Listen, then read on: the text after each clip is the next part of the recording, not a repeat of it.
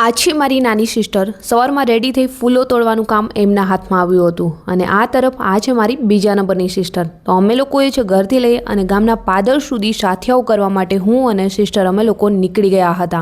અને આ તરફ આઈ એમ પોતે. અમે બંને એક પછી એક સાથિયાઓ કરતાં કરતાં ઘરથી લઈ ગામના પાદર સુધી સાથિયાઓ કરવાનું ચાલુ કરી દીધું હતું. કેમ કે આજે મારી મમ્મી છે 25 દિવસ પછી ઘર પર આવી રહી છે. જાત્રામાં ગઈ હતી 25 દિવસની, તો આજે 25 દિવસ પછી ઘર પર આવે છે. તો એમના સ્વાગતની તૈયારીઓ ચાલી રહી છે.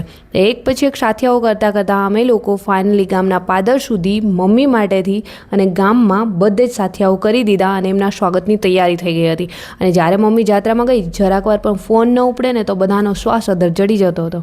તો કહેવાય છે ને મા તેમાં બીજા બધા વગડાને. આ તરફ સાથિયાઓ કરી હું અને સિસ્ટર ઘર પર આવ્યા હતા, બધી તૈયારી થઈ ગઈ હતી અને કોલ આવી ગયો હતો કે ગામના પાદર પર આવી ગયા છે. તો અમે લોકો નીકળી ગયા અને નીકળ્યા ત્યારે ઘર પરથી આટલા લોકો નીકળ્યા હતા અને જતાં જતાં ગામના લોકો પણ અમારી સાથે જોડાવા લાગ્યા હતા. તો આજનો મિની વ્લોગ કેવો લાગ્યો છે કમેન્ટ સેક્શનમાં લખો અને નેક્સ્ટ મિની વ્લોગ સાથે જલ્દી મળીશું.